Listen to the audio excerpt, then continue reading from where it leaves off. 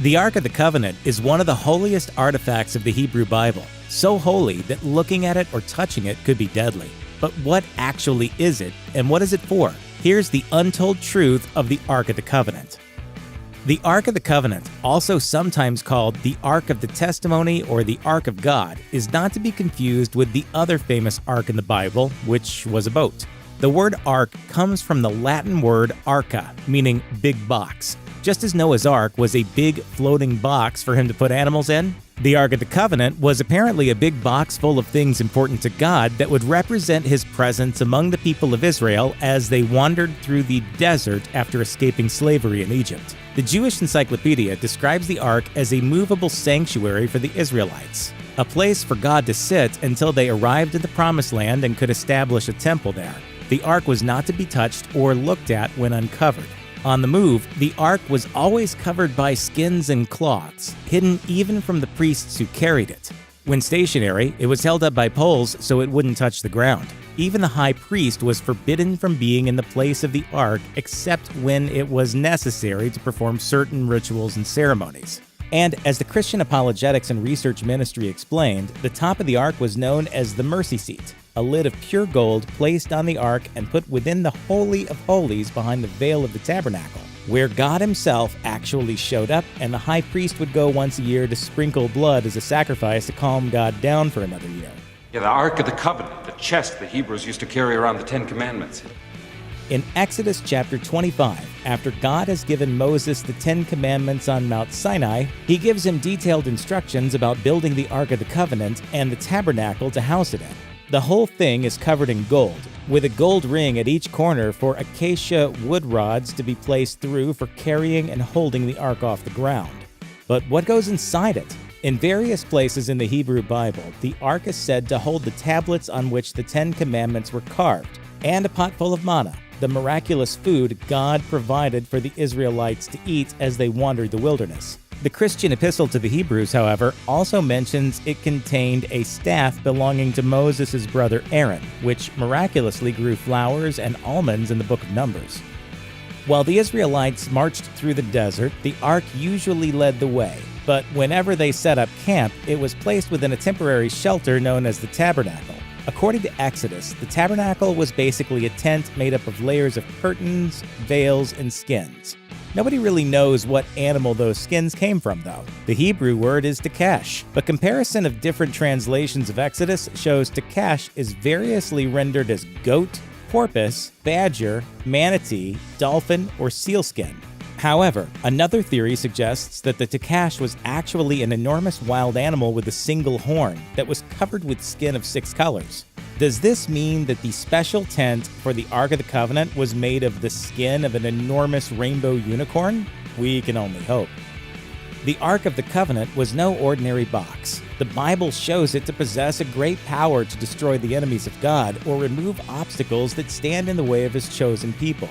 In the book of Joshua, when Moses' successor Joshua led the Israelites to the Promised Land, the Ark parted the waters of the Jordan River so that they could cross. And when the Ark was carried around the city walls of Jericho, the walls came tumbling down. The sacred nature of the Ark is no joke either. The book of Samuel records that somewhere between 50 to 70,000 people died immediately having just looked at the Ark out of curiosity. Even those with good intentions weren't spared, as 2 Samuel tells the story of a guy who reached out to steady the Ark when it was about to topple off an ox cart. Despite trying to be helpful, he was struck immediately dead by divine fire. The Jewish Encyclopedia also reports that the Ark not only protected the Israelites from their human enemies within the Promised Lands, but from natural obstructions found within the desert on their way there. The story goes, sparks would form between the 2 cherubim of the mercy seat and basically fire lasers that cleared the path of snakes, scorpions, and thorn bushes. Furthermore, the smoke produced by these lasers reportedly smelled like sweet perfume that alerted people to the presence of God's chair. The Ark is also mentioned in the Quran, and other Islamic sources discuss it as well, including one that adds to the contents of the Ark Moses' hat, robes, and shoes. Perhaps most interestingly, however, comes the story recorded in the Book of Sudanese Memoirs, which tells of how the Ark contained a ruby statue that looked like the head of a cat with 2 wings. The cat, despite being a statue, was vocal and meowed like the roaring of the wind. When it cried out, it caused the ark to rush toward God's enemies and assured victory for the Israelites. The Ark of the Covenant features heavily in the Hebrew Bible from the time of Moses through the eras of King David and Solomon, and even into the time of the divided kingdom, but it basically disappears from the record around the time of the prophet Jeremiah. What happened at that time that might account for such an important artifact disappearing from history altogether? Where is the ark? Well, Jeremiah lived at the end of what is known as the First Temple period. The first temple was constructed by King Solomon, possibly with the assistance of a horde of enslaved demons, based on the plans of his father, David. After 7 years of work, the Great Temple was completed and the Ark of the Covenant placed inside, in a new, more permanent Holy of Holies that was not made of rainbow unicorn skin.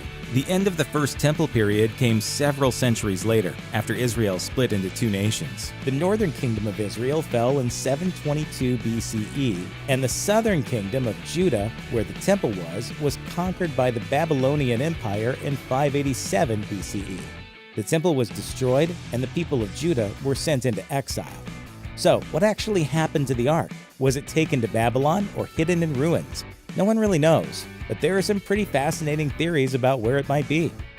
One proposed location for the Ark of the Covenant comes from the book 2nd Maccabees, one of a group of Greek Jewish texts thought by Christians to take place between the Old and New Testaments, and often referred to as the Apocrypha. The books of the Maccabees describe the conflicts of the Jewish people with the Greek successors of Alexander the Great, and how a great military leader named Judah Maccabee, also known as the Hammer, and his brothers led a successful revolt that led to the restoration of the Second Temple, and ultimately to the Jewish people enjoying autonomous rule until the Romans showed up. The Maccabees are pretty great reads, full of armies of ghosts, and a dude so mad at the Greeks he literally threw his own intestines at them.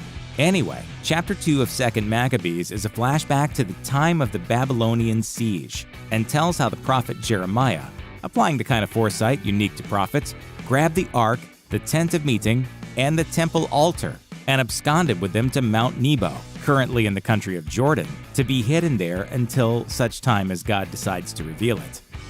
Not everyone agrees with the theories claiming that the ark was taken to Babylon, or hidden in Jerusalem, or sealed in a cave on Mount Nebo. Namely, Ethiopian Christians have claimed for centuries that the Ark of the Covenant is, in fact, in the Ethiopian city of Aksum. Per Smithsonian, the Christians of Ethiopia claim the Ark came to Aksum nearly 3 millennia ago and has been fiercely guarded by a succession of virgin monks ever since, who dedicate their lives to keeping watch over the Ark in the chapel and are forbidden to step foot outside once anointed to this duty. The Ethiopian chronicle known as the Kebra Nagast, or the Glory of Kings, records that when the Queen of Sheba went to visit Solomon to consult his fabled wisdom, she got pregnant with a son named Menelik. When Menelik later visited his father, some Israelite nobles accompanied him on his return trip. Unknown to Menelik, these nobles had stolen the ark and replaced it with a fake. Since Menelik had borne the ark all the way to Ethiopia without being destroyed, he knew it had to have been God's will. And allegedly, the ark has been in Aksum's Church of Our Lady Mary of Zion more or less ever since. Since no one but the ark's guardian is allowed to see it, who can dispute this version of events? There's no biblical artifact so famous someone won't claim it was recovered by the Knights Templar and taken from the Holy Land back to Europe somewhere. The Holy Grail.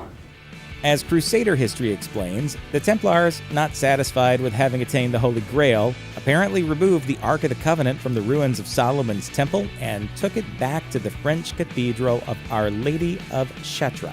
The theory is that the Templars, in their roles as master stonemasons, on top of being bodyguards for Crusaders, were the ones to rebuild the Chartres Cathedral as an exquisitely carved Gothic cathedral after it had burnt down. The intention being that it would be a great storehouse for holy relics and wisdom. The evidence of this can be found in reliefs depicting the transportation of the Ark. However, the Leamington Courier reports that British author Graham Phillips writes that the Templars took the Ark not to France, but to Britain. In Phillips's reconstruction of events, the Templar leader Ralph de Soudelay found the Ark among the hidden stash on Mount Nebo and carried it back to his estate in Warwickshire, meaning that it's now somewhere in England. Anything is possible, right?